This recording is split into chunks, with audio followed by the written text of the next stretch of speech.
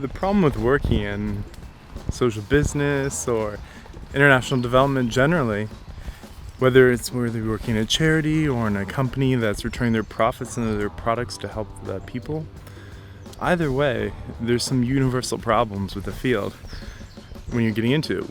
And it's pretty much the opposite of the private sector and even government. Because the government usually doesn't have a problem with budget most of the time. There's money somewhere, it just needs to be reallocated. Or businesses, some businesses can boom, so you have the opportunity to not worry about always having to keep your job. But in nonprofit sector, typically salaries aren't so great, the benefits aren't so great. However, there's usually a little bit more time for travel, and there's always that meaning of purpose, that you're contributing to something that has an effect outside yourself. That is probably worth more than all those other combined, whether it's pay or benefits. However, at the end of the day, it does sometimes feel like the worst treatment is resolved and reserved for those trying to make a difference in the world. It can feel that way. And just know that when that happens, you're not alone. Also, nonprofits have to use public funds, but they have the inability to raise taxes, which makes them to be more efficient than a lot of government services most of the time. But at the end of the day, they can't have a solution to their own problem.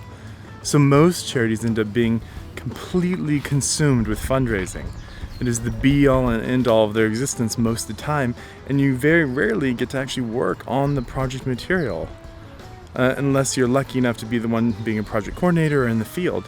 Most of the time, even those people will be embroiled a large chunk of the year in fundraising because of that fundamental lack of finances at the core of the industry.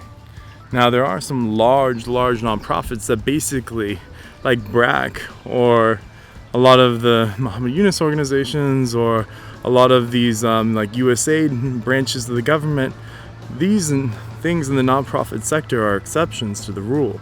Millions and millions, 99% of them, are run through other unreliable funds.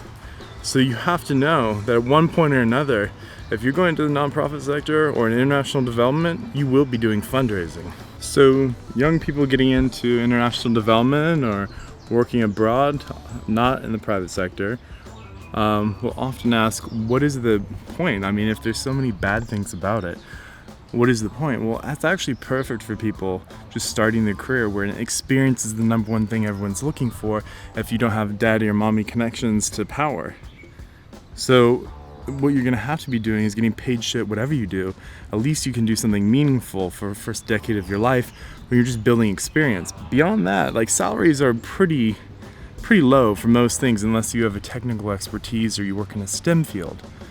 If you're working outside those fields, the salaries aren't that different for nonprofits as the entry levels of private sector. The benefits are less, but a lot of those accrue over time. So your friends who are doing the private sector won't be seeing those things, but you'll be having the experiences of your life.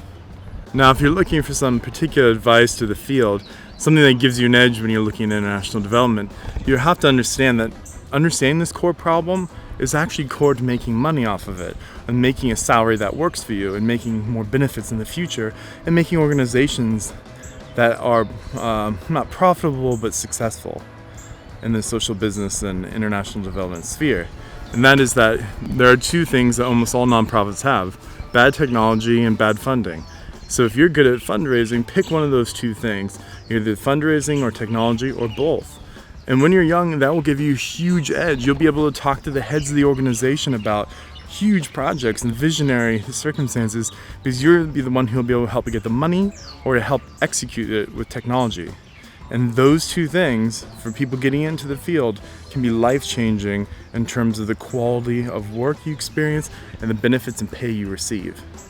If you don't have any of those two tangible skills that everyone needs, then you're going to always be subject to the whims of the local economy, the shifts in what's popular for projects that are always trending and always changing. And you're only as safe as your next 5 friends who can give you a job. So obviously networking is important and you can't avoid it, but you don't need to do nearly as much. You'll get huge returns on your time and energy, and you'll actually be able to see with your own hands change being made in the world if you have technology or fundraising in your skill set. That doesn't mean you have to stop being passionate about whatever you're passionate about. But realizing that whatever you're passionate about will need those two things to succeed, that is a valuable lesson.